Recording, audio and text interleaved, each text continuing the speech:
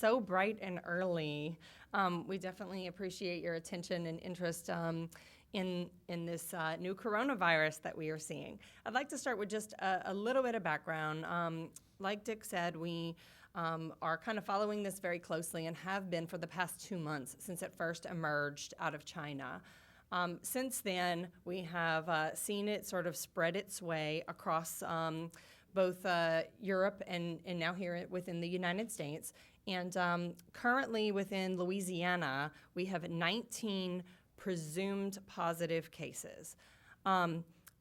There's been a lot of confusion about what exactly that means because there's a lot of terminology that gets thrown out there. So I'd like to kind of briefly go over that so you understand what presumed positive means.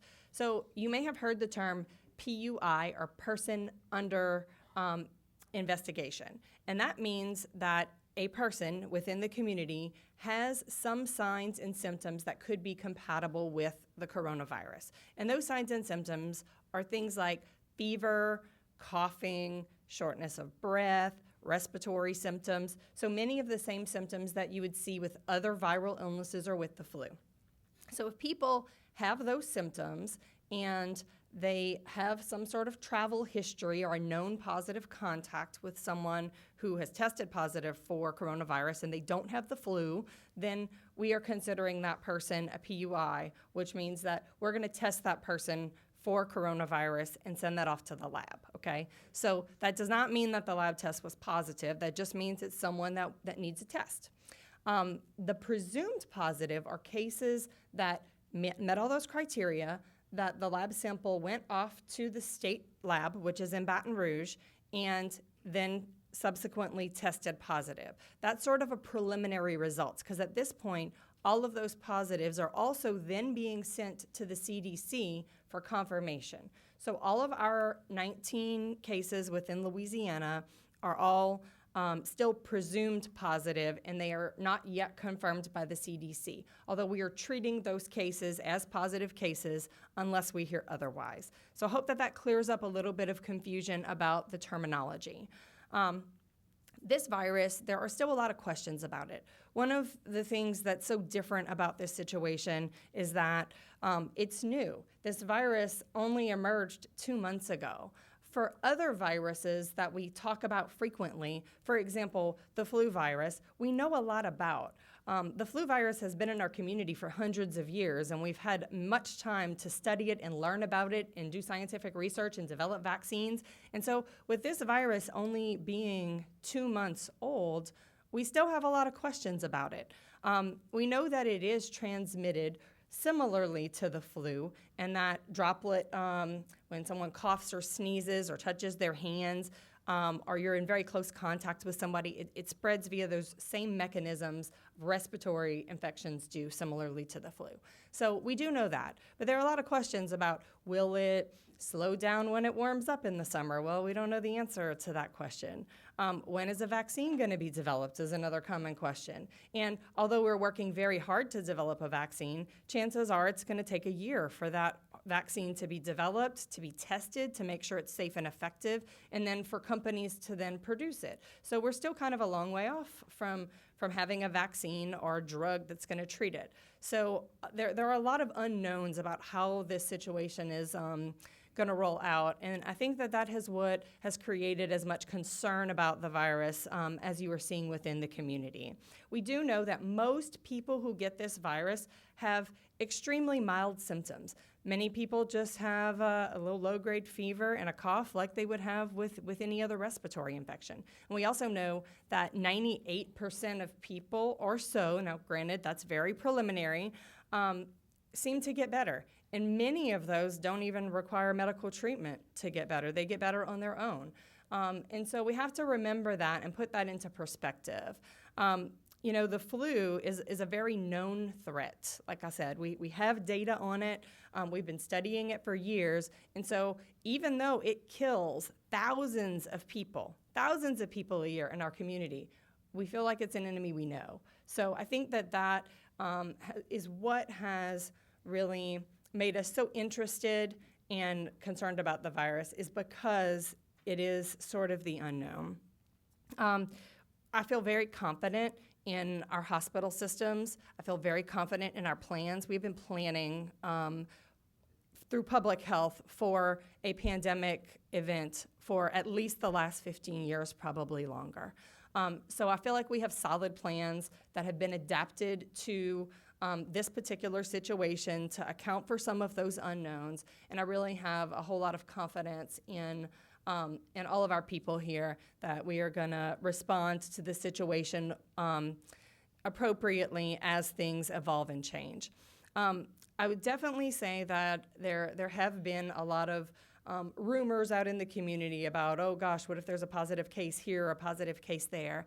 And I'd like to make sure that everybody knows that the best place to get your information is going to be the LDH website. It is going to be updated twice a day, so once in the morning and once in the afternoon, and that is going to be the place that we are going to find out about any new cases. So far, those 19 cases have not affected Southwest Louisiana. We have 0 persons who have tested positive or presumptive positives. We have had tests that are sent off to the state lab that are pending that we don't have results to yet.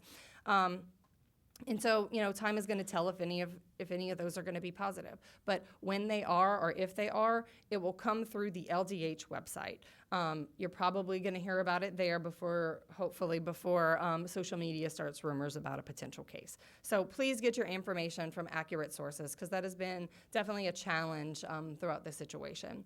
The second thing is that the CDC has pretty much developed a guide for almost every sector in terms of what things you should be doing to respond to this event. So yesterday they put out some guidance for corrections. There's already guidance for private businesses. There's guidance for school systems. There's guidance for many different organizations and agencies, and you can find all of that on the CDC website. And so I encourage all of you to look for the specific information that applies to you off of there. Lots of the strategies that we are using now to try to prevent spread are basic everyday things that a lot of us probably should already be doing, like washing your hands. You're probably sick of hearing that by now because you've been told it so much in the past 2 weeks, but it is absolutely true. And not just washing your hands, but actually washing them the right way, which a lot of people don't realize that that can sometimes be a challenge. I mean, you got to wash your hands for 20 seconds, right? So they say sing the happy birthday song twice. And you got to make sure that you get under your nails, that you get your wrists. I mean, these are things that we often don't think about.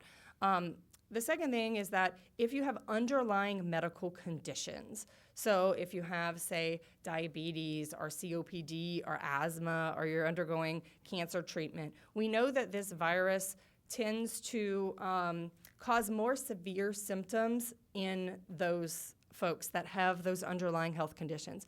Even age, as you get older, you're at higher risk for those, even in the absence of other underlying health conditions. And so those folks ought to take a few extra precautions, ensuring that they aren't around a bunch of sick people. Potentially for those individuals who would be considered high risk, you don't want to be in a setting with 1,000 other people who are all sneezing and coughing.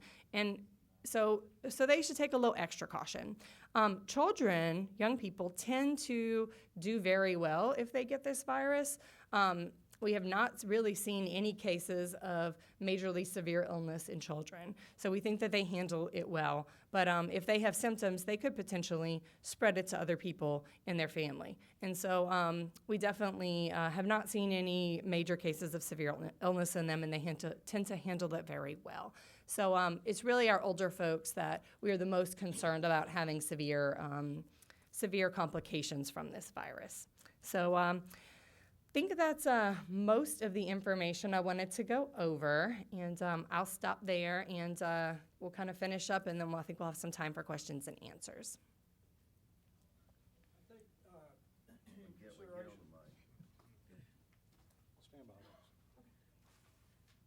I think in consideration of Dr. Kavanaugh's time, we're going to go ahead and let you ask your questions of Dr. Kavanaugh, and then we'll have the elected officials come up for some comments. So, Well, that works.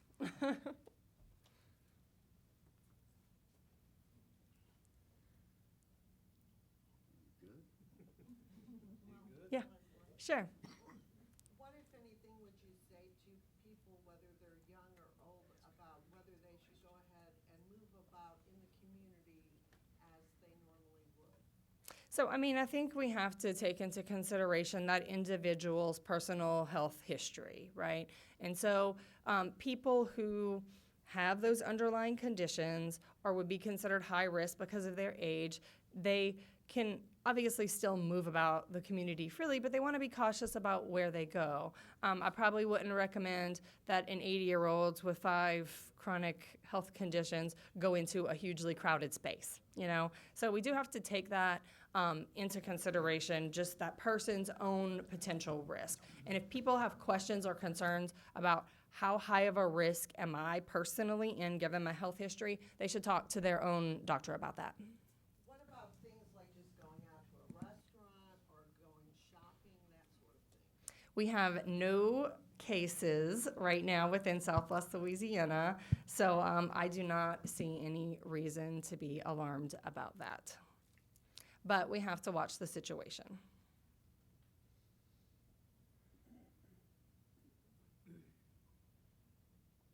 Anything else? All right. One other thing, This is not gonna work. oh, sorry.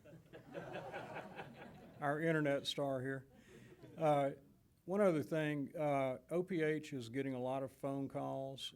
We'd like to ask you to handle this the same way we'd handle any other emergency. If you have a non-emergency question or you're just curious about something, call our office here at 721-3800. We'll either give you an answer or we'll get an answer for you. If you have a medical problem, then it might be appropriate to call the Office of Public Health. So just a short note on that. Can you ask Dr. Kavanaugh to give the website address you mentioned for LDH? Yeah, Dr. Kavanaugh, could you give us that? It's www.ldh.gov. www.ldh.la.gov.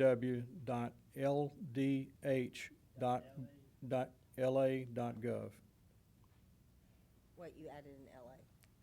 Yeah, www.la.gov. Louisiana Department of Health. Sorry. Okay, any more questions for Dr. Kavanaugh, or any questions for Dr. Kavanaugh? You also mentioned 211.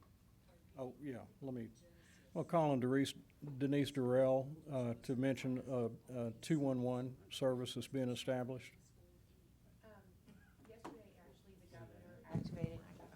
Yesterday afternoon, the governor activated Louisiana 211, which is a program managed by United Way of Southwest Louisiana here in our Five-Parish area.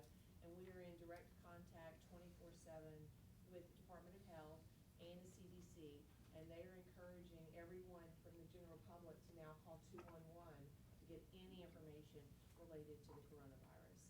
And again, the calls are going to be answered 24/7, and so a certified operator who will have the most updated information available will answer that call. So we just want to make. Okay, so just to repeat, 211 service has been established by the state of Louisiana. They will be available to answer emergency and non-emergency information, non-emergency information regarding the coronavirus in the state of Louisiana. Right. Okay, thank you, Denise. Okay. I want to thank Dr. Kavanaugh. She's very busy right now, so thank her for being here. At this time, I'd like to invite the elected officials, Executive Policy Group to come up. That would be the mayors and Mr. Gilrery. Stitch, if you want to fill in for Sheriff Mancuso.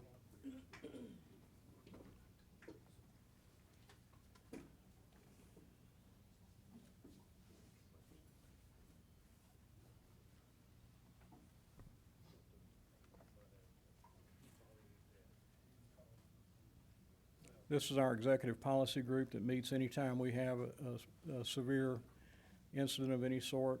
And, yeah, if y'all could. Oh, Brookhouse is coming. Yeah, and Carl, come on over. Carl Brookhouse, Superintendent of Schools for Calcasieu Parish. I think a couple of the elected officials had some comments. Mayor Hunter, I know you wanted to say a few words. I can, thank you, Dick. Good morning, everyone. I will say that this group that you see in front of you today is a very cohesive group. We communicate very well, and we had a very productive meeting yesterday. Southwest Louisiana, I believe, is on the same page right now. Elected officials are. I can tell you that we have been so honored to work so closely with Dr. Kavanaugh, and I'm so honored to have you working with us. We feel very much educated by you, and thank you for your guidance in this. As of today, I feel like this group is speaking with one voice. We are monitoring the situation very closely, but we want the public to know that things are changing quickly. And so we have a message today to this community that we are monitoring this right now, but please know that it is a very fluid situation and things could change very quickly. And again, we are monitoring that and trying to work as a group. We do not want this community to get mixed messages from one agency to the other. So when we speak, we are trying to speak as one group. Thank you. Thank you, Mayor. Any of the other mayors like to say anything? Stitch, you have anything for the sheriff? Okay, thank you. Carl, you want to comment on it? Well said. Okay. Mr. Gilroy, you got any final thoughts? Okay. Now, right, now, we'll move to the question and answers now. So anyone has any questions, we have all of the people up here that might be able to answer some of those questions. So we have 2 mics out. Teresa, and use the mic if you would. I think it would be helpful to some of the people who are watching from home if you would just explain, what the situation is with regard to our schools, whether there's anything special being done, and, whether there's anything that you want the parents to do as far as their kids, and whether their kids, get a cold or whatever. So early last week, we sent home with every student basically what Dr. Kavanaugh described as good hygiene practices, which we reiterate pretty often, but of course in these circumstances we want to highlight. So we sent that home. We do have a website button on the front of our website we're pointing people to that have references to CDC, to the Department of Health, to the Louisiana School Board Association. Everybody has sort of an online toolkit to deal with this. So we're pointing people there. We are fielding questions by the minute on what's going to happen. But I think Mayor Hunter said it very well. We're pretty cohesive in how we're going to approach this. It is changing quickly, but I want everybody to know nobody will be caught off guard. We will notify everybody if schools come to the conclusion that we need to close. It won't be a secret, is what I'm telling you. Sure. There were some people calling yesterday, well, schools closed and you didn't tell us. No, that's because schools didn't close, right? We're going to tell you. We do the robocalls till people can't stand them anymore, right? And we would certainly do that. We would certainly post on websites. And this group would certainly be, very knowledgeable when that would take place. And they would be able in their communities to, process that information however they choose to as well. So that's our message for parents right now. We're holding on. We feel like schools create normalcy, right, and structure. So as long as we're able to stay in school, lives sort of remain the same, right? And so we understand that, and so we're committed to try to do that for as long as we can until a situation dictates that we can't. And so that's our plan going forward at this point. Thank you. Thank you, Mr. Brookhouse. Any other questions? Anyone else? Hold on. Can you tell us where those 19, what Yes. region of the state those are in? Just Mark, give you a minute. So I'll pull it up real quick because there are a couple of parishes. We have one in Caddo, one in Lafourche, 2 in Jefferson, and 15 in Orleans.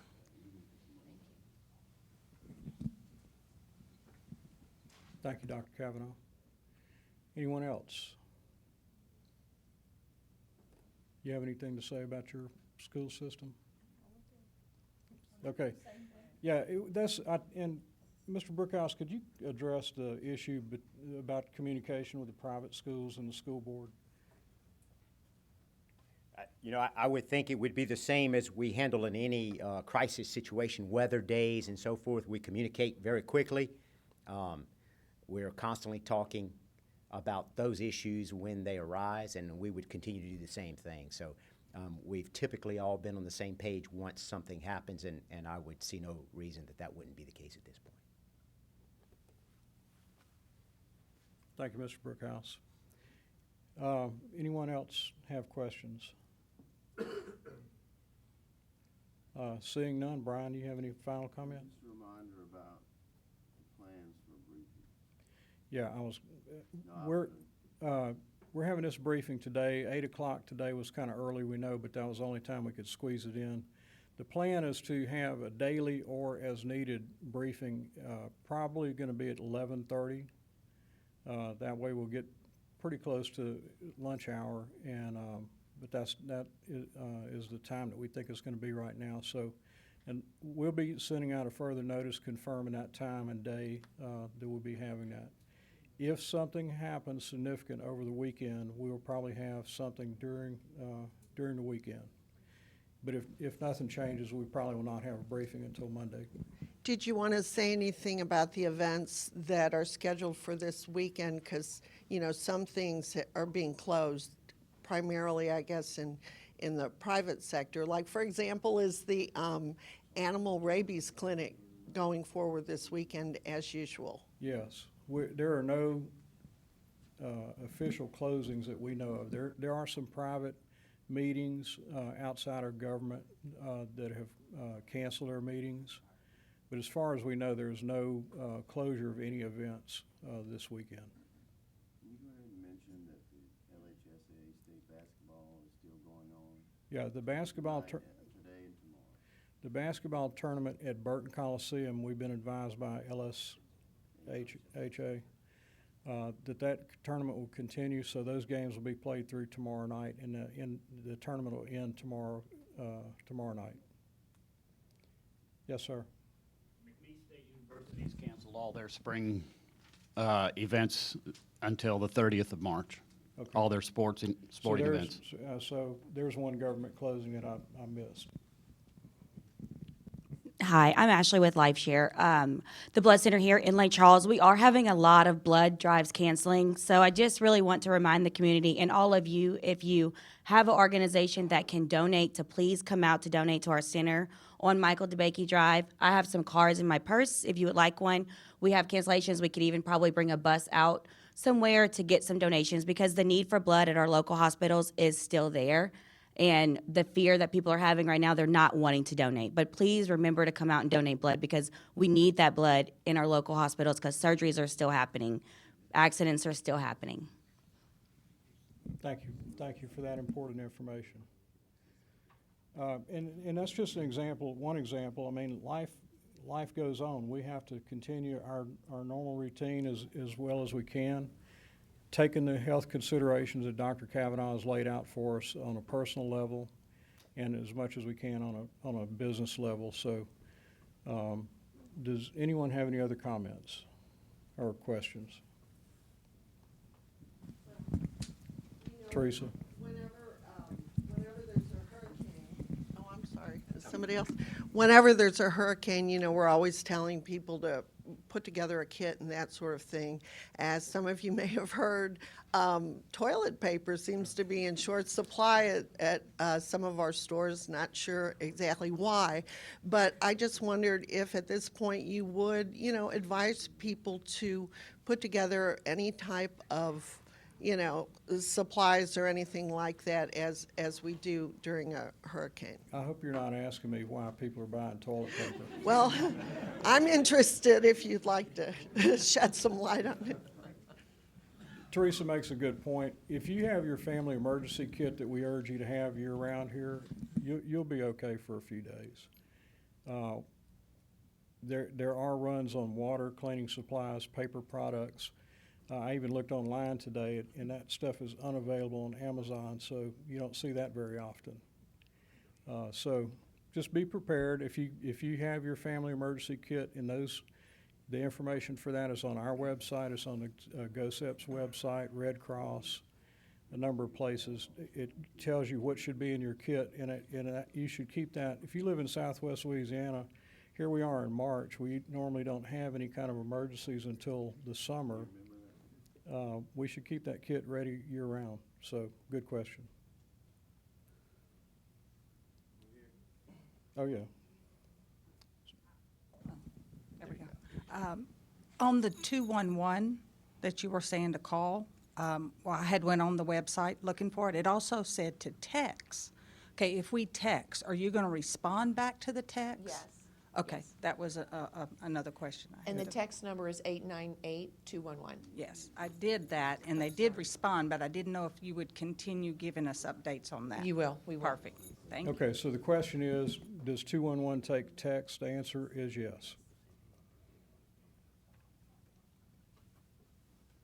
Anyone else? Okay, and pending any updates that we have, we will reconvene this meeting at 11:30 on Monday. Thank you for being here.